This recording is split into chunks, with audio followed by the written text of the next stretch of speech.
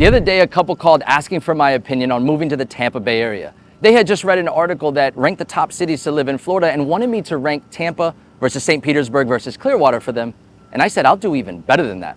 I'll explain what living in each area is like, and that will help you decide which area matches your lifestyle best. They appreciated that I took the time to just break things down for them versus relying on stats from an article. So I plan to do the same for you in this video. Stay tuned because we will compare each city, ranking them based on my personal experience. But I'd also like to hear from you. After watching this video, leave a comment below with your thoughts on each area and category.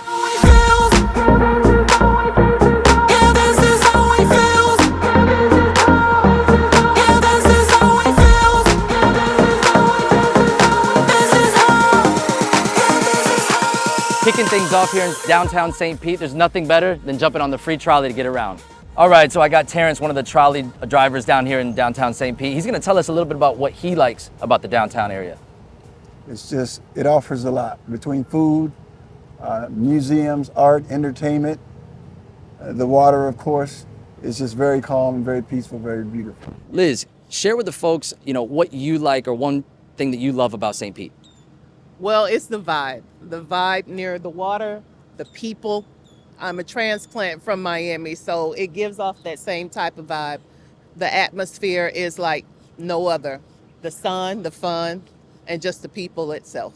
Imagine this area as a port full of commercial boats. And look at it now. The new St. Pete Pier, tons of restaurants, art, museums everywhere, people enjoying the outdoors, just strolling down one of the largest waterfronts in the country. And the thing that stands out the most is how walkable the area is. Most people immediately think of the beaches when they describe St. Pete, but the downtown area, it's the new place to be. Okay, so let's take a second to compare. St. Pete set the bar pretty high with everything in such a concentrated area, giving us the walkable factor, but let's shift gears to Tampa. Downtown Tampa has an opportunity-rich environment right now with tons of development going on. You will constantly see cranes building high-rise condos and new businesses coming to the area attracting new residents. The development of the Riverwalk has been a game changer as it connects museums, restaurants, hotels, and major Tampa attractions spanning 2.5 miles and all with spectacular water views. Downtown Tampa has always focused on professionals, and after 5 p.m., it was pretty much a ghost town, but now it's focused on creating an atmosphere where people want to be, and with the addition of the Water Street area, including a handful of Michelin star restaurants, St. Pete better watch out. Clearwater, now that's a different story. It's much more of a laid-back vibe. It's located just over the bridge from the famous Clearwater Beach, and its new shiny star is the revamped Coachman Park. It's a great 19-acre park that overlooks the marina with a few trails, a pirate-themed playground, and a 9,000-seat outdoor amphitheater that's popular for catching an intimate concert. This area attracts tourists and locals alike, but it definitely lacks the things to do in the nightlife in comparison.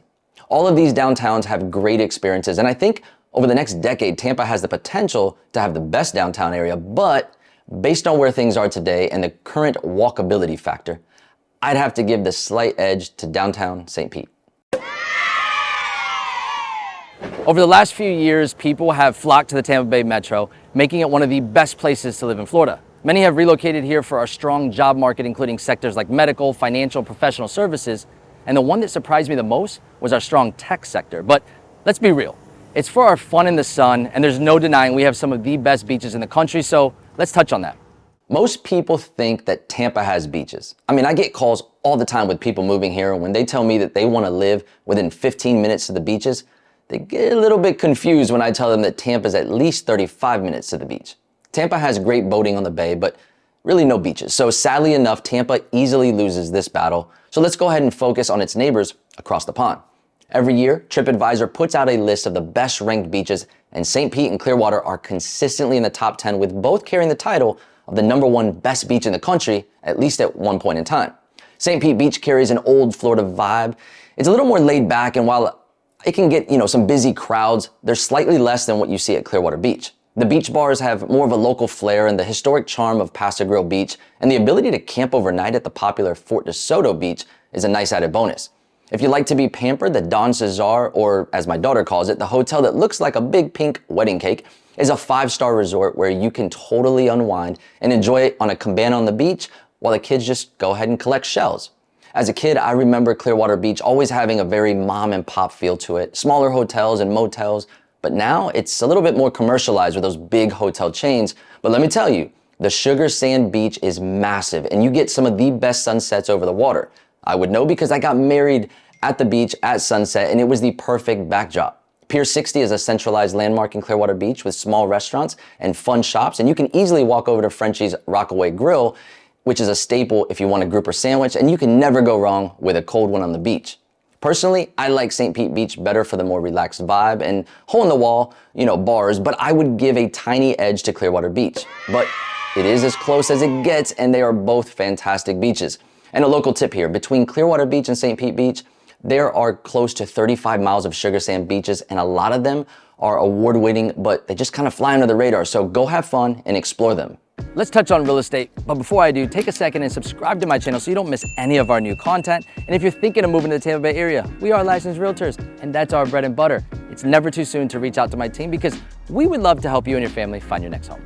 One of my favorite neighborhoods in all of St. Pete is the historic Old Northeast. The older style homes, the tree-lined streets, and you can walk right out to the water and follow it down to the Vinoy Park or just bike into downtown area that we talked about earlier.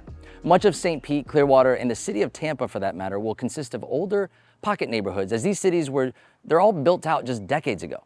The downtown area will have high-rise condos and townhome options, and in all of these areas you will see older homes just being torn down and replaced with a custom new built home. Many of the pocket neighborhoods will flow into each other on a grid pattern, but in some cases, you will get a suburb feel with a pocket subdivision.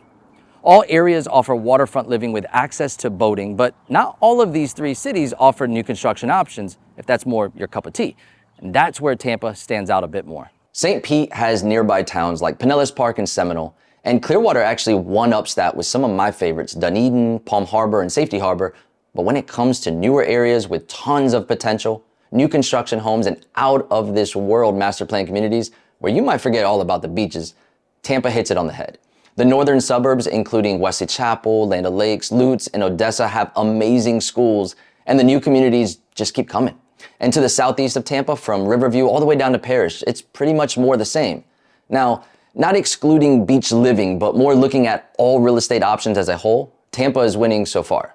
Looking at the numbers, the average sales price for a single-family home in Tampa in 2023 is right around $427,000. St. Pete comes in slightly higher, averaging $467,000, and Clearwater as the most affordable with an average sales price of $401,000. Because I like variety, I have to give this one to Tampa, with St. Pete and Clearwater tying again. If we were talking just the main city, I would give second place to St. Pete, but if we consider the nearby towns, Clearwater is now more, attractive, making it a tight race. Now this might be one of the most controversial topics of the bunch because you don't mess with people's food, but let's discuss which city is the top foodie city. Looking around here in downtown St. Pete, it's hard to beat this. Tons of variety here downtown in mixed cuisines, farm-to-table restaurants, and places like the Canopy Rooftop Bar during sunset hour. And I know you can get fresh seafood here and at the beaches, but you can get all that one of the other cities too. Yes, you can get fresh seafood options in Clearwater. Remember I mentioned Frenchie's earlier? But Tampa wins this round, and here's my argument. In South Tampa, you can get a ton of boutique restaurants, including the famous Burn Steakhouse. In recent years, Seminole Heights has added a few local favorites, including farm-to-table style and a few breweries. Then you have the Channelside downtown Water Street, Sparkman's Wharf area, with all that's happening down there. And here's the deciding factor, the Michelin Guide. The Michelin Guide focuses on the best of the best, and there are 24 nominated restaurants with 3 Michelin star restaurants, all in Tampa. Mic drop. Every year in March, the Firestone Grand Prix blocks off the streets of downtown St. Pete, and Indy cars roar through the streets in what is one of the top events of the year. Then in January, during the Gasparilla Parade, Tampa gets invaded by pirates, and you would think the city had lost its mind. The list of things to do in Tampa Bay is endless. But Tampa has a little more than its nearby neighbors.